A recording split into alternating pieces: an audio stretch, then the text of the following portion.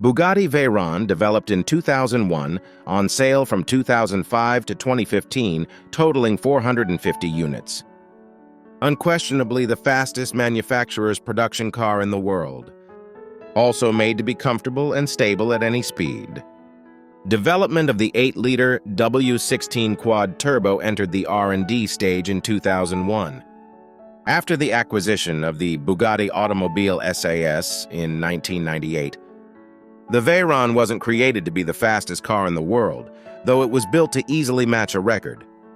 A record set by this car, a Peugeot P88. Its record set in 1988, roaring down the Straits of Le Mans at 407 kilometers per hour before breaking down a few laps later. The WMP88 crew didn't care about winning the race. They were more concerned with taking the record from Porsche. And the Porsche racing team will never regain their record because a sharp turn was added to the straight and all executives with the name Porsche and Piëch were removed from top executive positions to end all the infighting. So this man, Dr. Ferdinand Piëch, started a consultation company. His first client being Mercedes, he added another cylinder and a small turbo to its diesel engine, making it more efficient while giving it more power. Mercedes wanted to make him an exec, but he said no and moved on to help a struggling Audi. He wanted to develop a full-time four-wheel drive system that was able to turn without losing power, thus distributing power to the wheels when needed, but he needed money. The bank called for security purposes to ask what was his mother's maiden name. He said Porsche. His grandfather is Dr. Ferdinand Piëch. His uncle was Ferry Porsche. He has 13 children with 4 different women, 2 sets in the same year ranging from 1959 to 1994. With money received from the bank, he presented a prototype to Audi executives who were waiting at the top of a mountain in Austria, surprising them by driving his Quattro prototype to them up the steepest side of the mountain on slim tires. The Quattro was further tested on the road courses and the rally course where the turbo 5-cylinder dominated.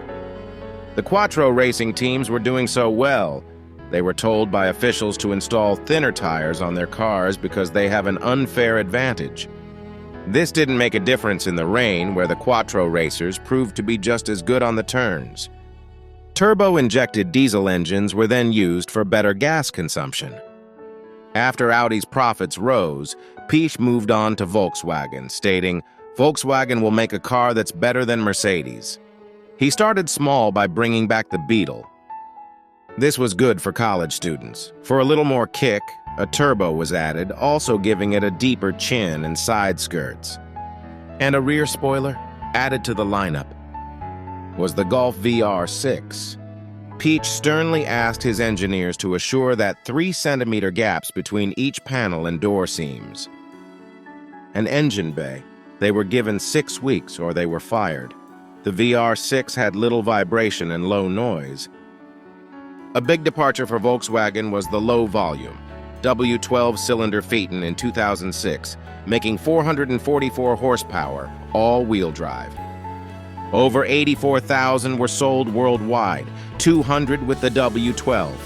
Some may see that as a failure, but only the Phaeton was discontinued. The engine lived on a few more years in the Bentley GT Speed.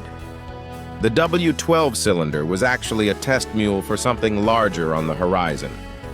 It was to expand the capacity of the 3.5-liter quad turbo V12 in the EB110. Which brings us back to the Veyron, named after Pierre Veyron, Bugatti test and race driver of the 30s. The goal of the Veyron was not to break records as the fastest production hypercar.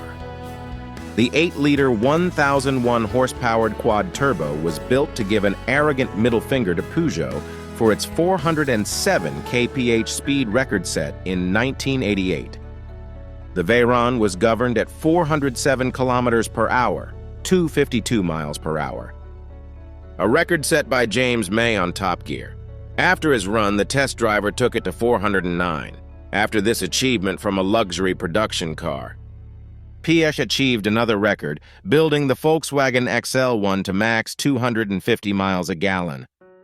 200 of the experimental 1-liter cars were sold, 50 given to employees, the prototype in Volkswagen's museum. 2015, Piëch tenured his position after leaving a huge legacy behind him. He passed in Bavaria at 82 in the presence of his wife in 2019, achieving more than any Porsche family member. Bugatti has a new principal owner along with an all-new car and engine. But before going, Bugatti is going out with a bang from the open-top Mistral, joining other record-setting Bugatti vehicles with the W16. The record set in Germany November 9, 2024, with top speed of 453.91 kilometers per hour, 282 miles per hour, from an open-top car. The tourbillon is all new from the ground up. The engine is a quad-turbo V16 with 4 batteries, 1 in the rear, 2 on the front axle, 1 in the center that can run the car without the engine. Total power output is 1,800 horsepower mated to an 8-speed dual-clutch powertrain. 250 is set to go on sale in 2026 with a price of $4.1 million. Thanks for watching. If you found this informative, like and subscribe.